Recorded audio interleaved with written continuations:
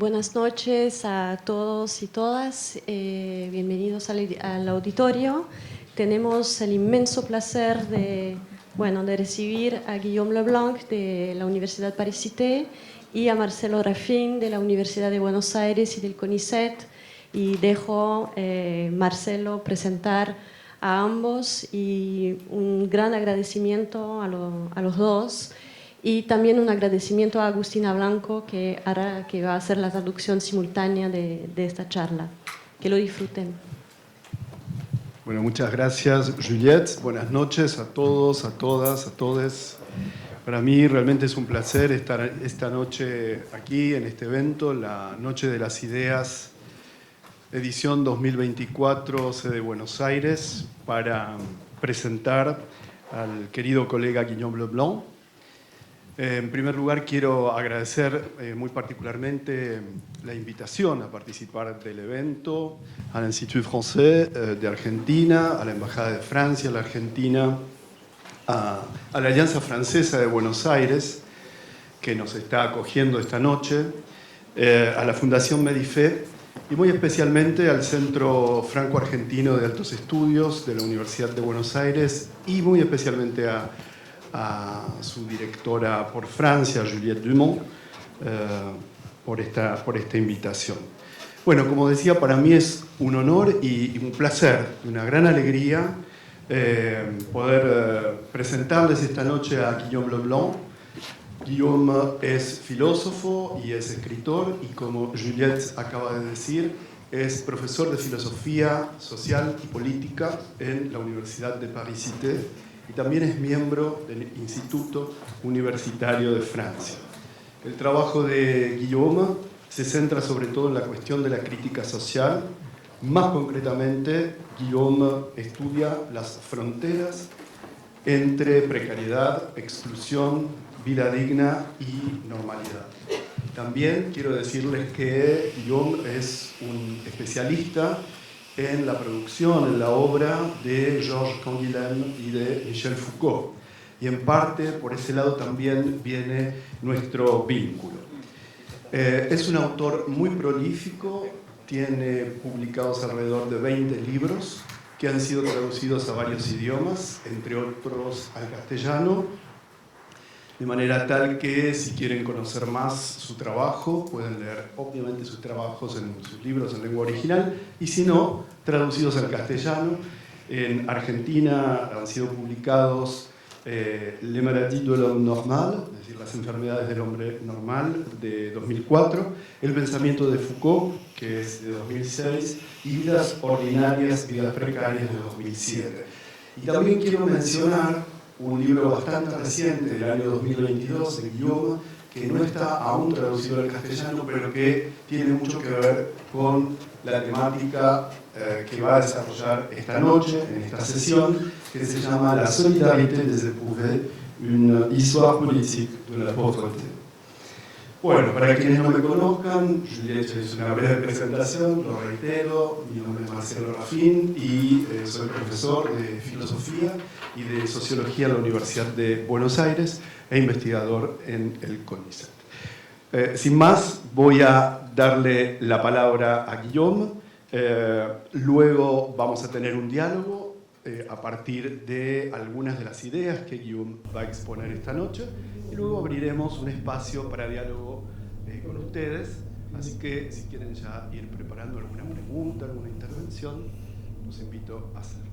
Bueno, Guillaume.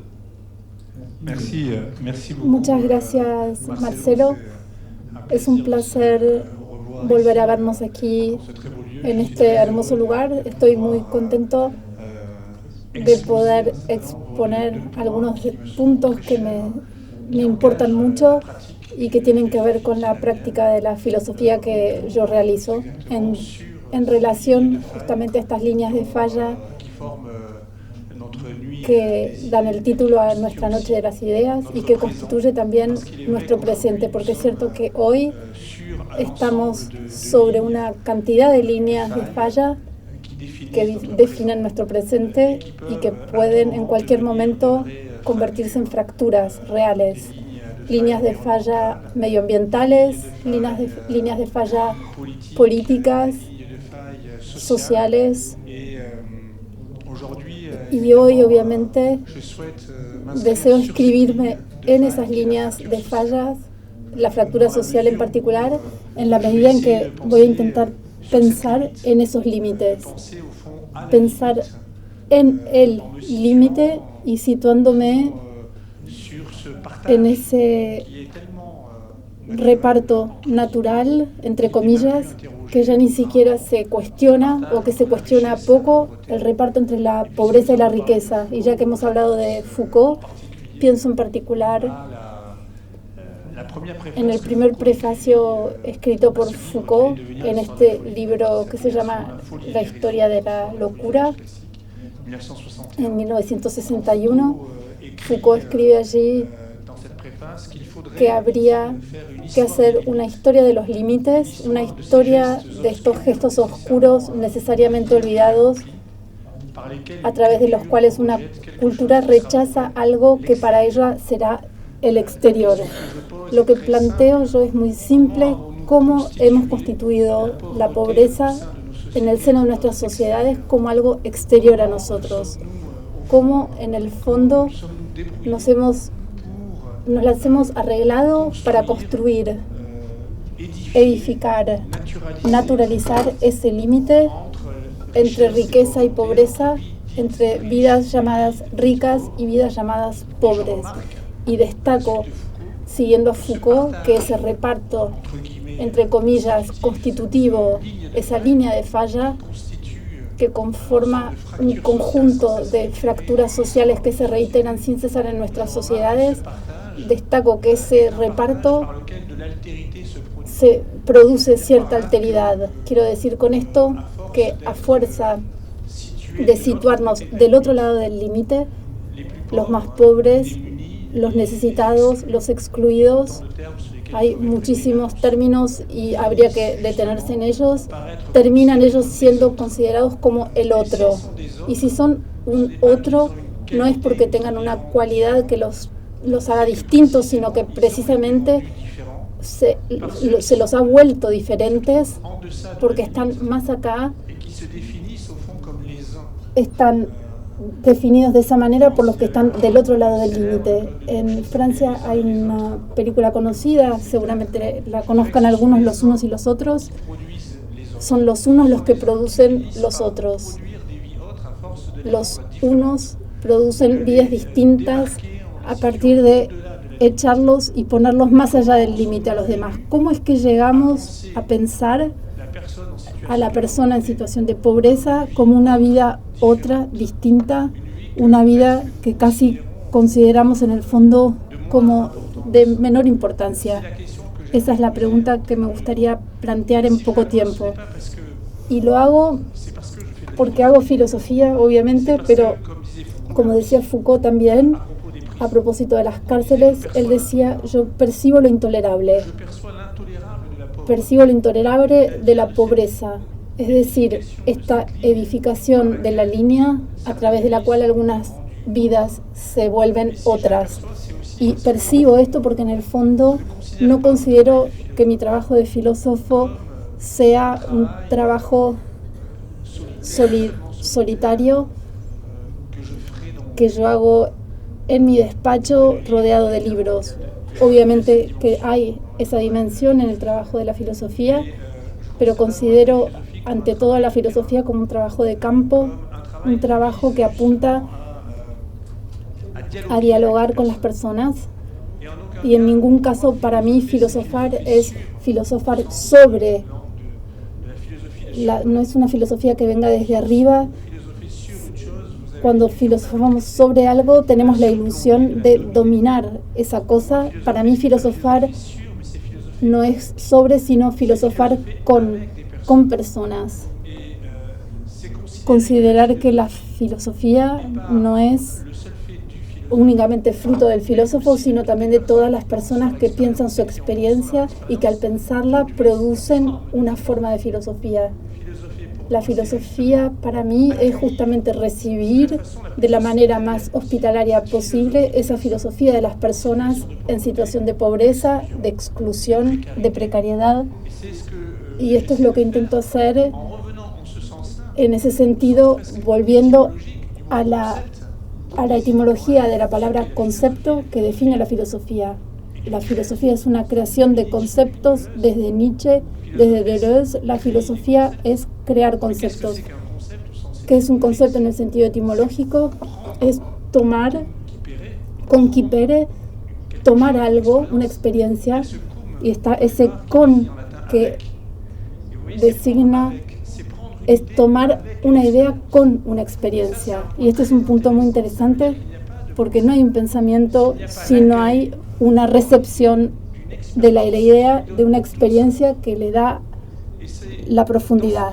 En esa dirección intento hacer filosofía.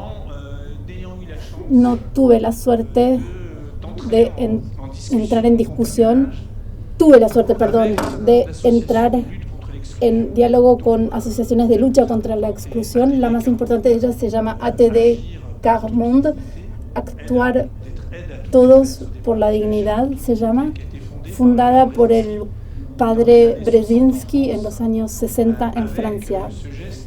Hay un gesto fundador de ese sacerdote que consistió cuando llegó a una barriada en Noisy-le-Grand, en los suburbios parisinos. Primero excluyó a los trabajadores sociales que estaban allí para que hubiera una experiencia de apropiación a través de las personas que vivían la miseria, de apropiación de las propias condiciones de miseria, y con la idea en particular, lo primero que hicieron juntos fue crear una escuela, en la medida en que el padre lo que hizo, y fue un gesto fundador, consideró no solo que las personas en situación de pobreza deben aprender, sino, más importante aún, la sociedad entera debe aprender de esas personas que viven la gran pobreza.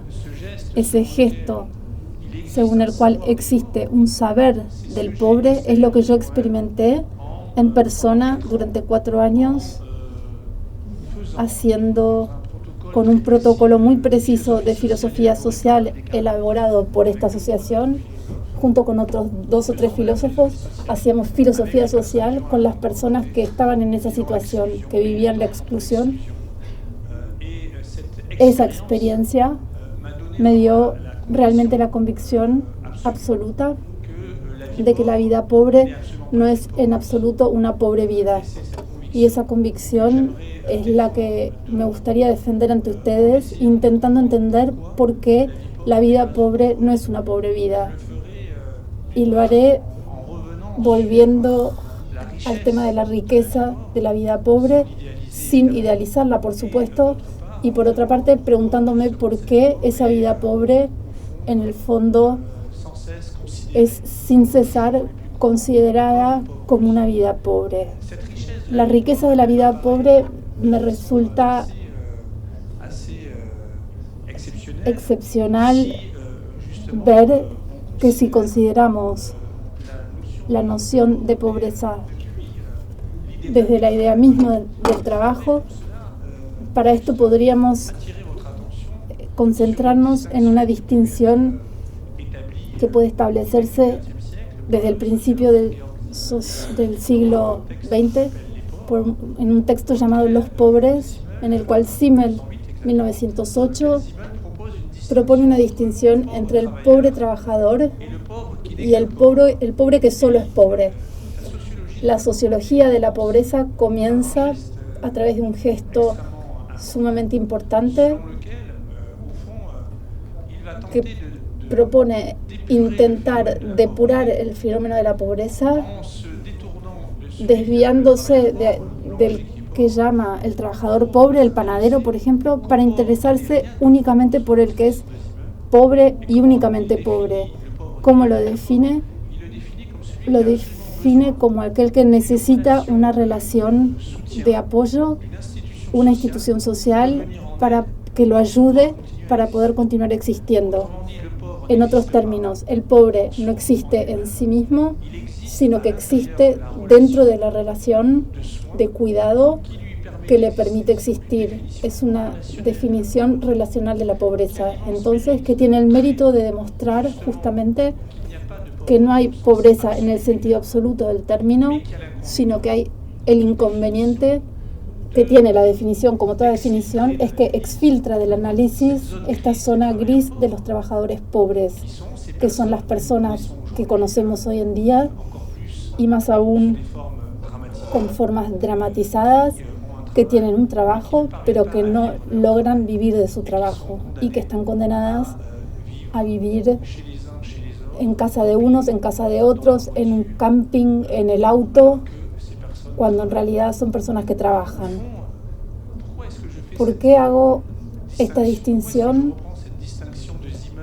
entre el trabajador pobre y el pobre, que no es nada más que pobre? Podríamos vernos tentados a partir de esta definición ideal típica de Simmel, pensar que el pobre, porque es asistido, el que solamente es pobre y no tiene trabajo, mientras que el trabajador, por el hecho de trabajar, no es pobre. Podríamos pensar eso. Sería una distinción que tendría el inconveniente doble. En primer lugar, solamente capta la pobreza a partir de la relación de asistencia, y en el fondo sería prestar atención a la pobreza desde el gesto de cuidado que viene a aliviar al pobre de su pobreza. Este primer análisis tendría como consecuencia que el pobre así estaría desarmado de todo potencial crítico, de cualquier tipo de discernimiento filosófico, estaría reducido a un ser, un elemento indispensable en una institución de cuidados que al dirigirse a él, en el fondo anula todas sus demás demandas. Lo que a mí me fascinó del trabajo que hice con esta asociación fue justamente que la voz del pobre nunca está donde creemos que está. No está nunca en el lugar de la satisfacción de las necesidades elementales que le brinda una asociación, sino que es una voz crítica dentro de la pobreza. Es una voz que de alguna manera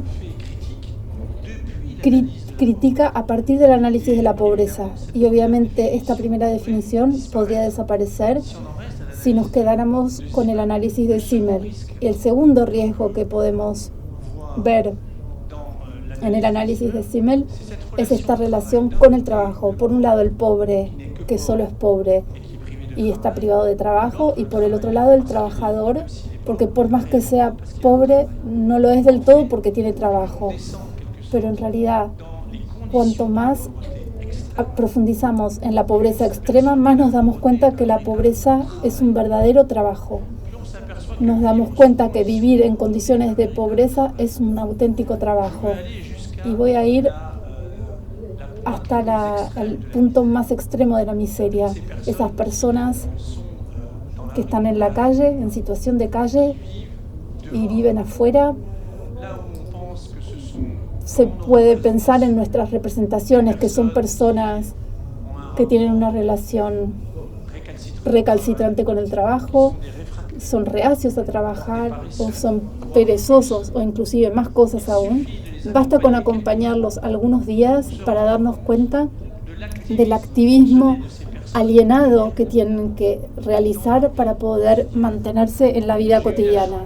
Tuve la suerte de hacer esa experiencia en Lyon, precisamente, gracias a una asociación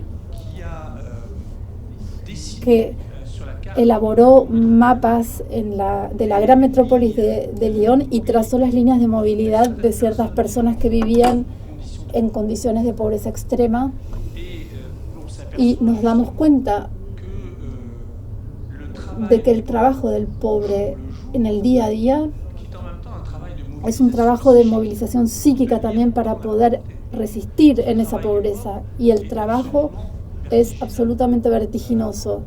En reglas generales hay que levantarse a las 4 de la mañana para salir rápidamente del lugar donde están durmiendo, un estacionamiento, una esquina, antes de que se limpien las calles. Luego hay que ir a la otra punta de la ciudad, en las afueras de Lyon, porque allí es el único baño público que existe en toda la gran metrópolis de Lyon, porque la mayoría de esos baños fueron cerrados.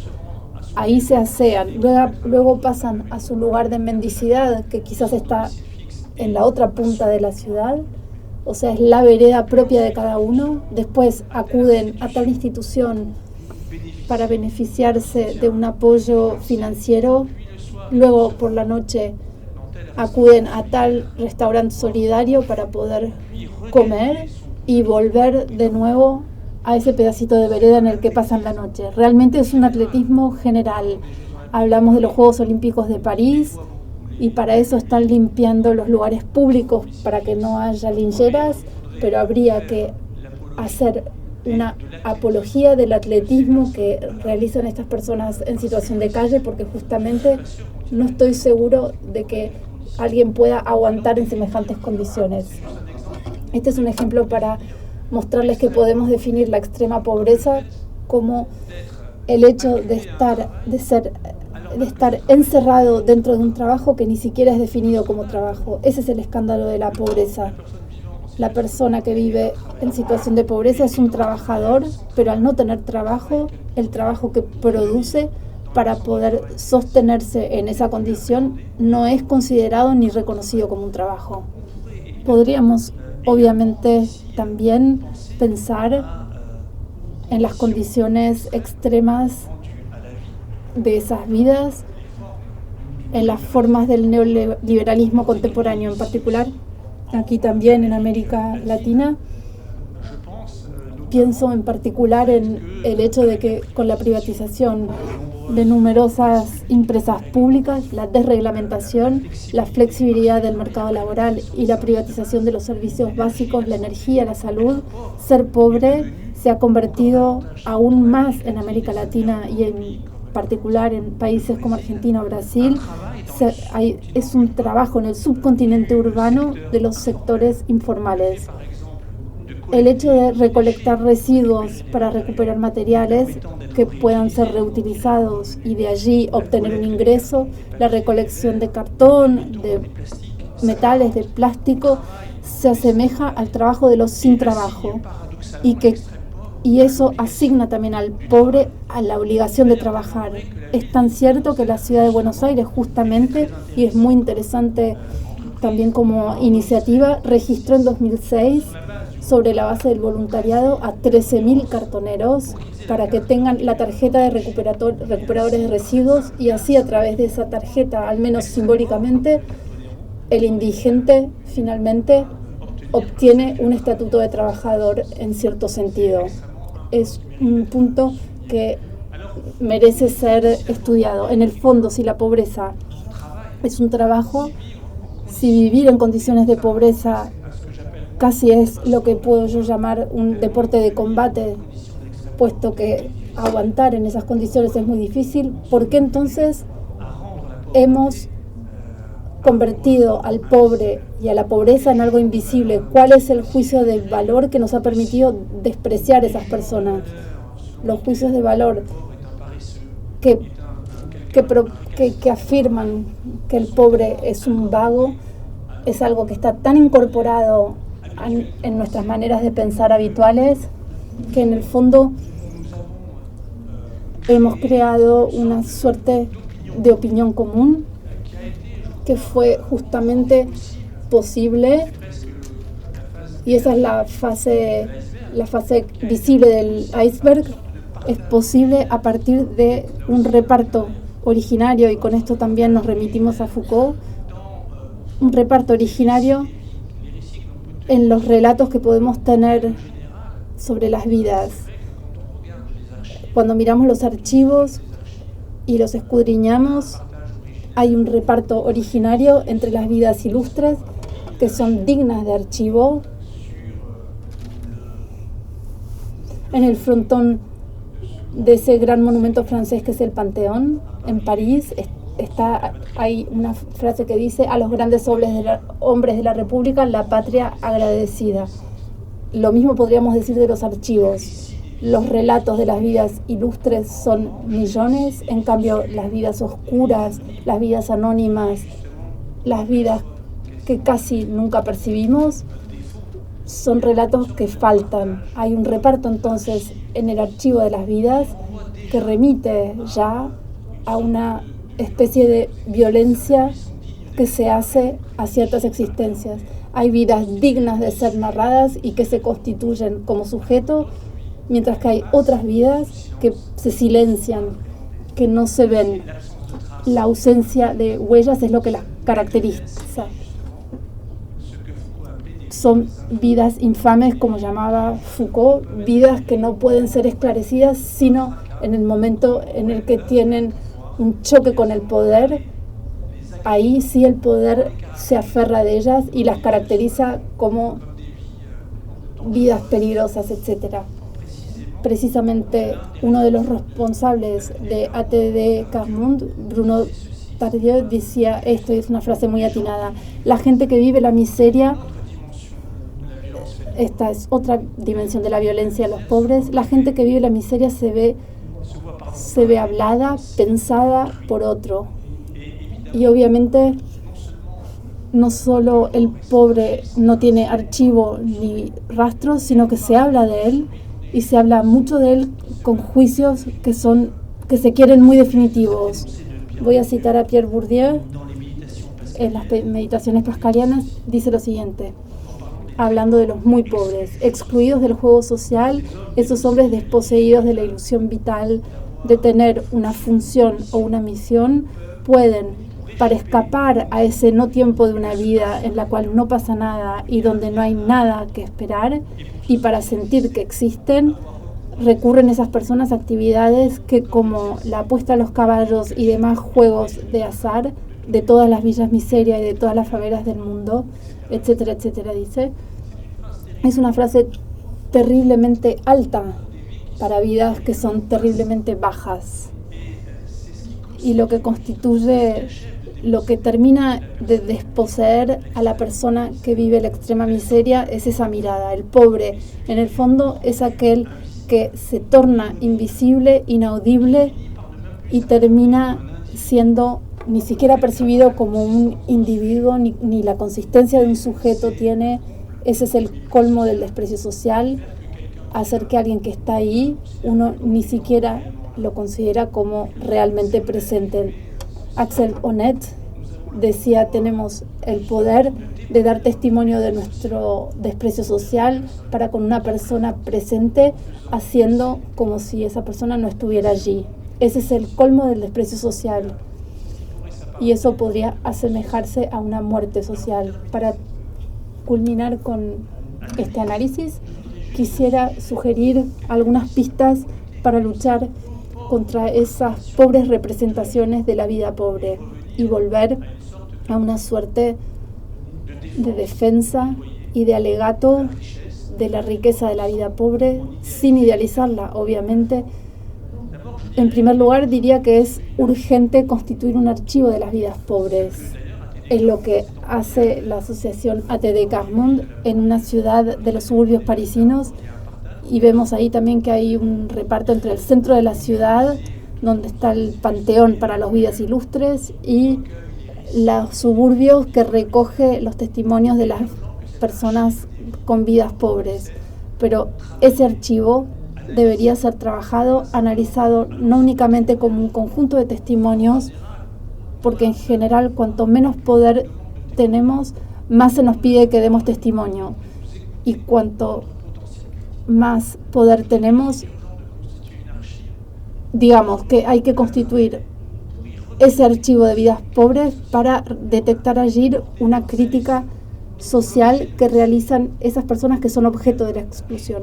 Primera tarea. Segunda, es urgente también constituir lo que llamé en un artículo siguiendo a Rosan Ballon, es urgente constituir un parlamento de los inaudibles, literalmente constituir un cuerpo político para todos aquellos y aquellas que están privados de palabra, bajo la forma de un sorteo, por ejemplo, que permita que personas que jamás son oídas puedan por fin tomar la palabra en lugares donde haya una estructura auditiva que por fin reciba esa palabra como una palabra valedera. Porque el hecho de no tener voz no está ligado con el hecho de no tener voz, sino a la ausencia de una estructura auditiva capaz de tomar en consideración esa voz como algo que cuenta.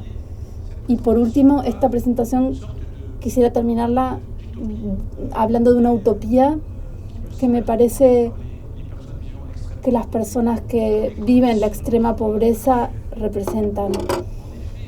Efectivamente, quisiera volver a dar un cuerpo utópico al ser pobre. ¿Por qué? Porque lo que experimentan cotidianamente estas personas en condiciones de trabajo invisibilizado es precisamente una obligación de recolectar, de seleccionar, reparar. Es una obligación de cuidar el mundo tal y como es, en lugar de destruirlo. Es utilizar lo que existe, lo que es, y no abusar a través de la depredación neoliberal del capitalismo contemporáneo que estropea nuestro planeta y produce las condiciones de lo que hoy llamamos el antropoceno. No voy a dar números, pero es edificante entender que un país como Estados Unidos, a través de su mero consumo, está excedido en 10 veces el continente africano, lo que significa que la depredación hoy de nuestro mundo, de los recursos de nuestro planeta, está ligada a la extrema riqueza y no a la extrema pobreza. Sin embargo, la paradoja es que la riqueza es la que crea la extrema pobreza. Quisiera dar la palabra ahora a un criador de vacas del sur de Marruecos, Alal Ben Sedan, que tiene en su posesión 4 vacas, un burro y 80 olivos, y es padre de 5 hijos. Una de las más grandes agencias de microfinanzas marroquí le propuso a ese criador un préstamo a tasa cero para que pueda crecer, para que pueda tener más vacas, y el criador se negó a eso, y lo que dice es lo siguiente: alega que el campo en el cual las vacas pastan es demasiado pequeño para recibir más animales. Lo que significa es que en la filosofía de este criador hay un cuidado de sus vacas, hay un cuidado del campo también. Es una manera de vivir, de codear como corresponde y respetando la naturaleza. Por supuesto, el gerente de este banco de microcréditos tiene una imaginación más amplia y entonces le propone que con ese dinero compre un establo para colocar ahí a sus vacas para poderlas alimentar y venderlas. Y cito la respuesta definitiva del campesino, que justamente dice lo siguiente: nosotros tenemos vacas, las vendemos las aceitunas, esto basta para nuestra familia. Esta respuesta es absolutamente indetectable por los radares del neoliberalismo.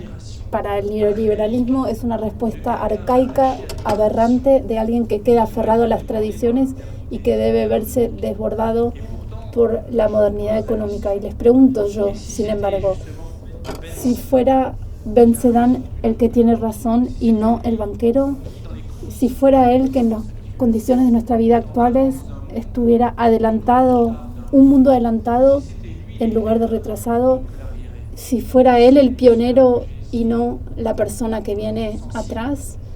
A eso quería llamarlos a reflexionar. sin ignorar las producciones neoliberales de la pobreza y sin querer en absoluto idealizar la pobreza. La pobreza tiene que ser combatida, pero no podemos combatirla si no nos tomamos en serio la visión filosófica del mundo que tienen justamente las personas que quieren salir de la pobreza, viviendo una vida sobria y una vida de vecinazgo con los animales, las plantas, el mundo que los rodea y todo el universo. Les agradezco.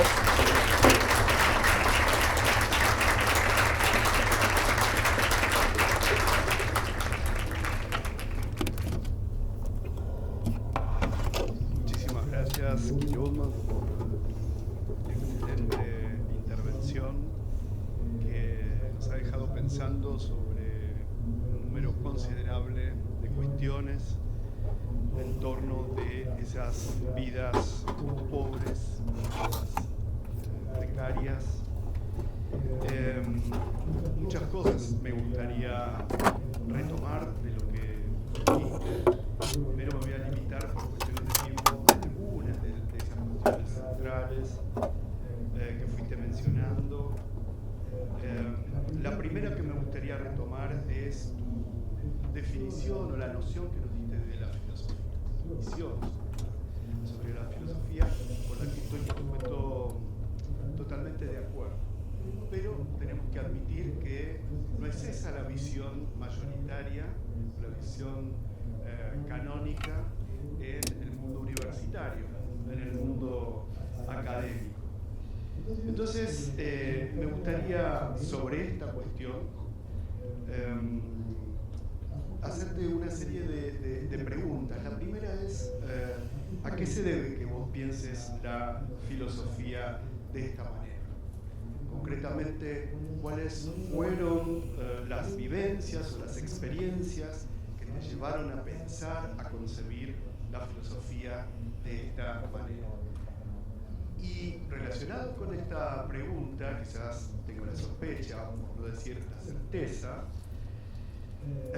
de que allí debe haber gravitado Foucault, ¿no? Entonces también quería preguntarte en qué medida pesaron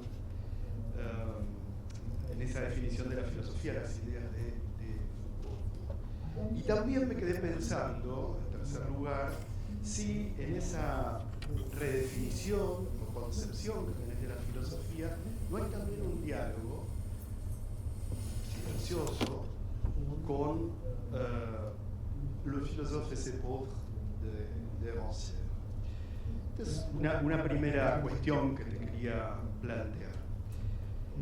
Por supuesto, el objeto, la problemática, preocupación de análisis, que me parece sumamente urgente en el mundo en el que vivimos, en nuestras sociedades, me parece que allí también sigue gravitando o apareciendo en cierto sentido Foucault. Me interesaba ahí pensarla, esas vidas pobres, etcétera, en el binomio o en la tensión entre poder y vida que Pouvoir et vie, ¿no?, que nos plantea Foucault, tanto en el sentido de configuración del poder sobre la vida como en el sentido de una vida que resiste a ese poder que la configura, o mejor dicho, a la configuración que ese poder hace sobre la vida, porque la vida misma es ella misma también poder. Entonces, rescato esta doble forma con la que abordás la cuestión de las vidas precarias, tanto como configuración, como forma particular, así como resistencia, ¿no? Entonces, ¿podrías explicitar un poco mejor esta genealogía, si es cierta? Y sumado a esto, vos citaste a Bourdieu, pero lo citaste en las meditaciones pascalianas. Hay también en este trabajo que vos desarrollás un diálogo con otro clásico en el campo, como es La miseria del mundo de Bourdieu, ese trabajo colectivo.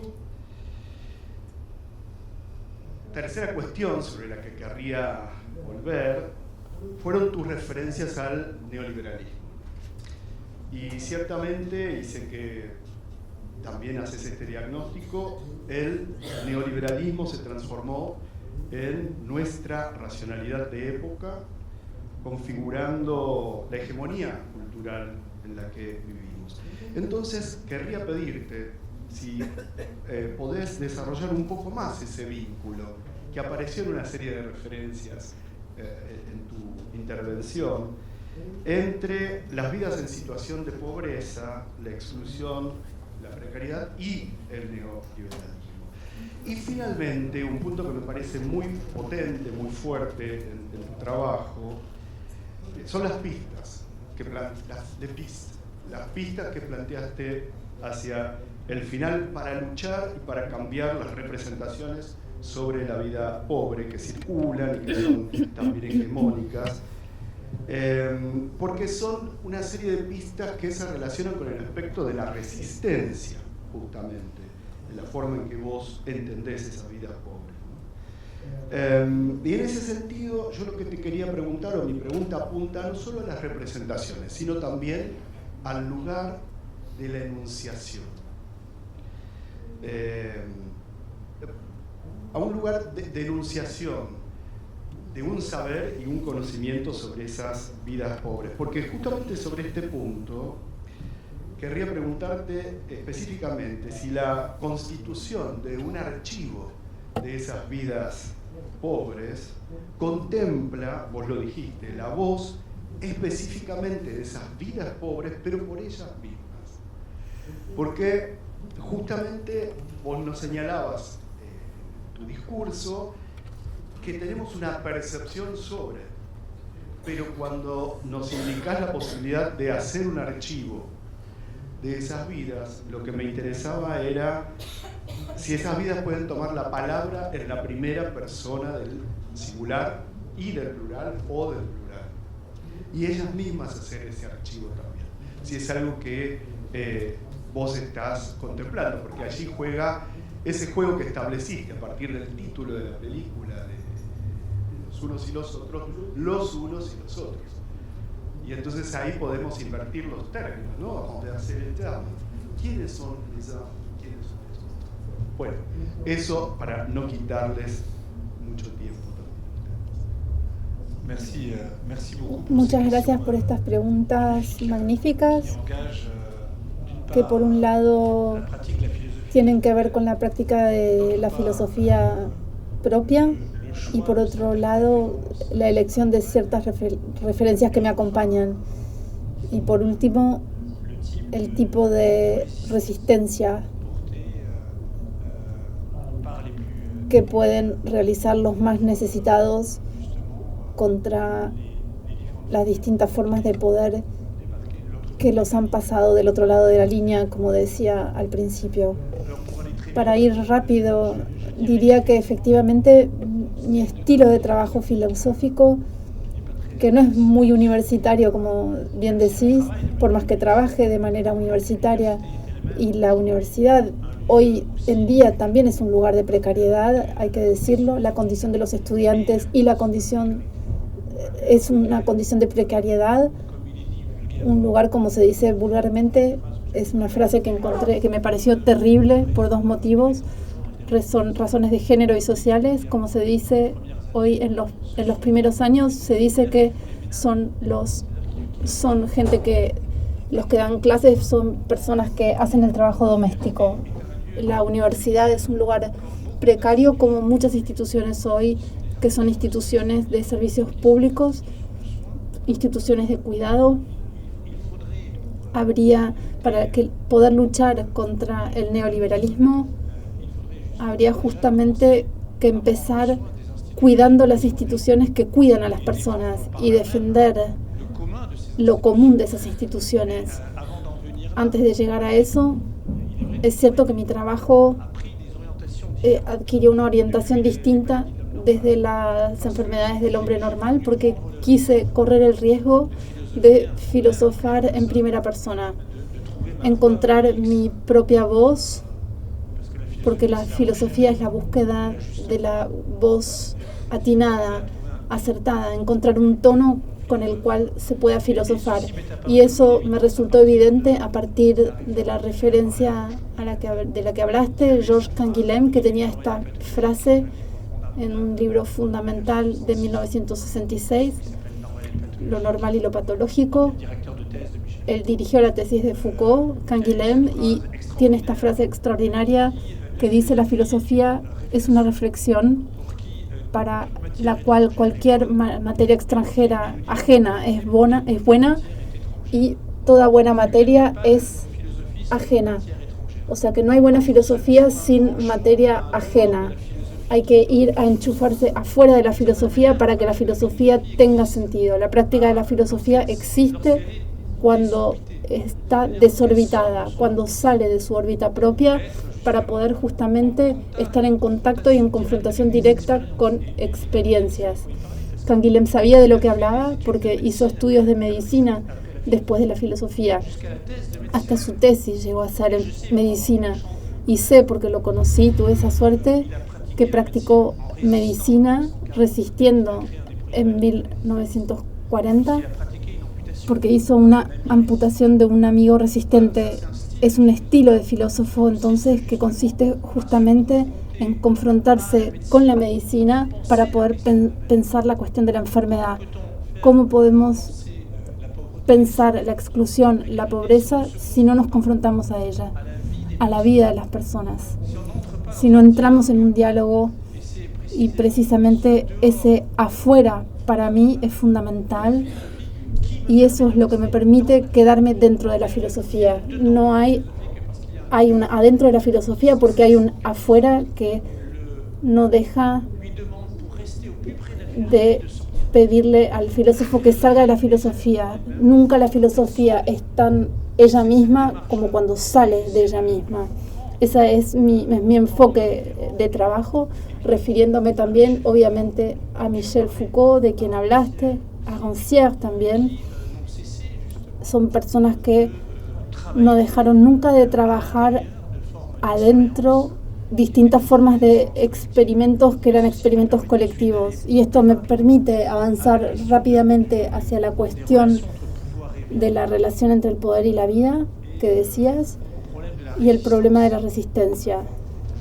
Creo efectivamente que una de las funciones del trabajo intelectual no es justamente, y esto lo explica Marx, los filósofos interpretan el mundo, ahora hay que transformarlo, pero creo que la función del filósofo es transformar el mundo interpretándolo, es decir, continuar el trabajo interpretativo para la transformación. Esto significa que en el fondo una filosofía es una caja de herramientas, y Foucault tomaba mucho de esta imagen de la caja de herramientas. Unos y otros, los usuarios de la filosofía, todas esas personas van a ir a buscar en esa caja la herramienta que necesitan para poder luchar a su manera, con sus propias formas, con sus propias modalidades. Nada sería más indecente que decretar desde lo alto de una cátedra que uno resiste en el lugar de las personas que están viviendo la pobreza. En cambio, sí, un trabajo como el mío quizás tiene cierta utilidad en el análisis de los conceptos para que otras personas puedan apropiarse y luchar con esos conceptos. Lo que me interesa en los conceptos es justamente su potencial crítico y que éste se convierta en un arma de resistencia, con la condición de que esa arma sea esgrimida por otras personas en colectivos más vastos que disuelvan el estatuto del pensador por un lado y de quien actúa por el otro. Eso es lo que intentó hacer Foucault cuando creó el grupo en las prisiones. No se trataba de hablar en el lugar de los presos, sino que había que devolverles la palabra a los presos. Es indigno hablar en el lugar del otro, decía Foucault. Es una frase, yo diría, indignidad hablar en el lugar de otro, pero necesidad de hablar en el nombre de los otros, porque el nombre de es un imperativo que debe guiar el pensamiento, pero no significa esto en el lugar del otro. Es un imperativo ético, sí, hay que hablar en nombre de un pueblo más vasto que uno mismo, y en ese pueblo estamos nosotros englobados, pero esto no significa privar a las personas de su propia capacidad de palabra. Y ahí es donde la cuestión del archivo interviene como una modalidad de enunciación en primera persona. Lo interesante en la constitución de un archivo, y pienso realmente en el archivo que produce ATD Quart-Monde, que es un archivo muy particular, en el cual en los suburbios de París hay cientos de miles de reflexiones que realizan personas que están luchando contra la pobreza en distintos países del mundo, en África, en América del Sur, América del Norte, Europa. Es interesante y sería una manera de volver a Foucault también. Vemos allí lo contrario de lo que podríamos llamar un testimonio. No me gusta la palabra testimonio, ya lo dije, porque el testimonio siempre es lo que se espera de alguien, cuando en el fondo ya se ha puesto a esa persona dentro de una casilla, dentro de un marco determinado. El testimonio es lo que confirma un relato que ya hizo otra persona antes que el testigo. Prefiero la noción de investigador, que como desarrolla Appadurai, el que desarrolla la pobreza es el que va y la busca. Prefiero justamente lo que vemos en estos archivos, es lo contrario de un testimonio, es lo contrario de lo que decía Foucault, la paresia, el riesgo de tomar la palabra para criticar condiciones de extrema miseria. Están esos archivos que son una filosofía social que permite explicar las injusticias de nuestro mundo, la desigualdad de los repartos, y es un trabajo de madurez del pensamiento y no un testimonio al que accedemos. Creo que la resistencia de la que hablabas al poder pasa por la capacidad de liberar justamente esos archivos de la dictadura del testimonio para contemplarlos como una instancia de crítica formulada por aquellos y aquellas a quienes consideramos que tienen una vida que se reduce a necesidades. No, tienen necesidad de pensar, de soñar, y eso es igual de fundamental que la necesidad de comer.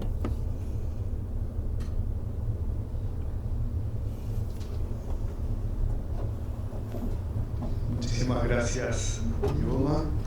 Bueno, tenemos, con el tiempo estamos muy justos, pero si hay una o dos preguntitas o intervenciones allá, no sé si pasamos los micrófonos.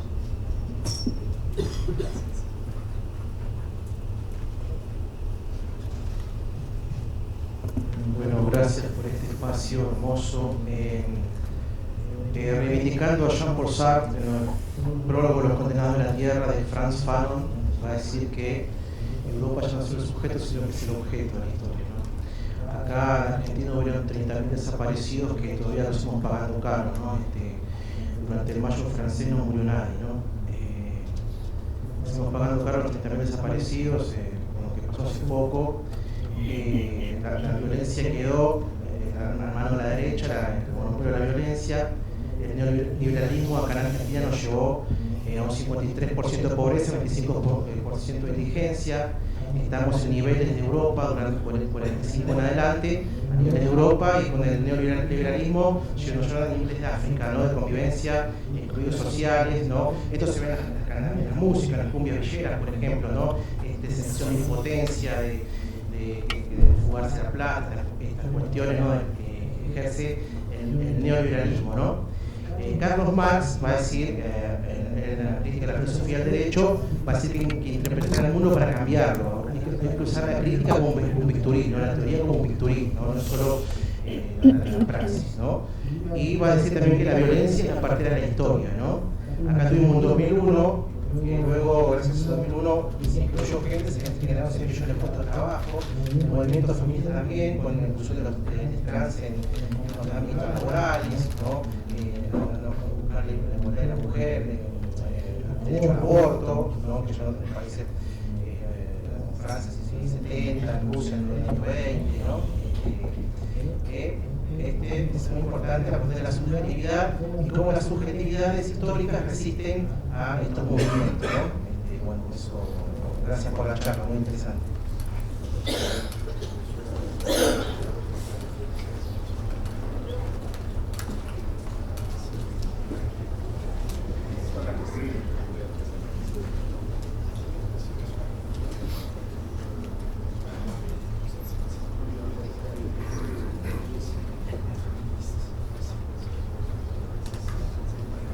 Vamos a hacer una pregunta más y después la gente que quiere dar sentido pueden para la película que se llama La fractura de Rossini. Juste peut-être dire un mot.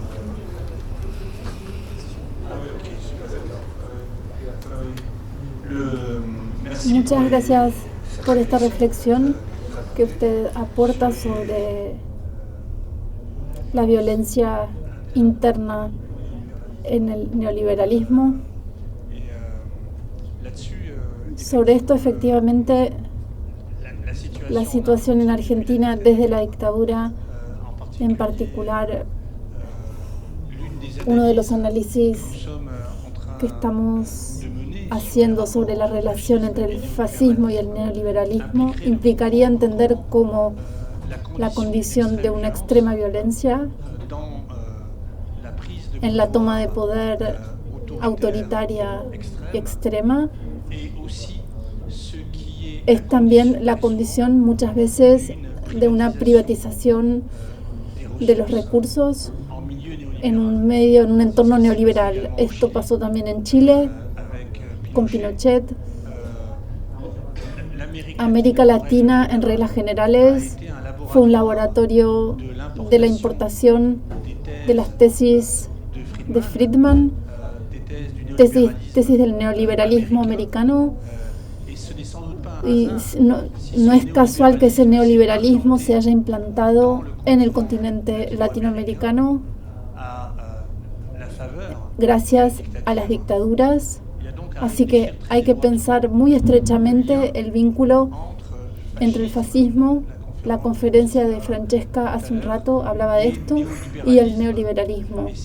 Precisamente esa relación es lo que forma, creo yo, una de las líneas de falla de nuestro presente. Si hablamos de líneas de falla, no es simplemente en un sentido poético o en un sentido, una falla todavía no es un cisma, pero es ante todo una falla que se crea en la conjunción entre el liberalismo y el fascismo, que hace que efectivamente tengamos la obligación de resistir colectivamente a ese nexo contemporáneo muy peligroso. Si alguien tiene una última pregunta.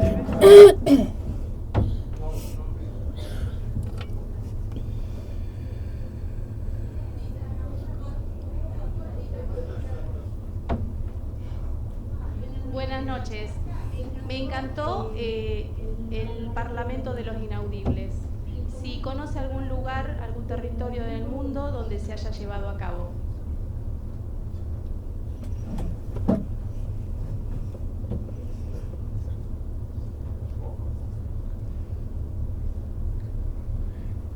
El Parlamento de los Inaudibles se crea en lugares que no son considerados como lugares políticos. Es decir, precisamente en Francia, en tal barrio, tenemos algo así como un Parlamento de los Inaudibles, pero efectivamente en el plano político, Estado, Nación, la posibilidad de crear un órgano así me parece una tarea absolutamente fundamental. Pero voy a negar la distinción entre la política nacional y la política local, porque creo que en muchas instituciones a nivel asociativo o a nivel de las instituciones sociales, en realidad ya hay una labor de Parlamento de Inaudibles.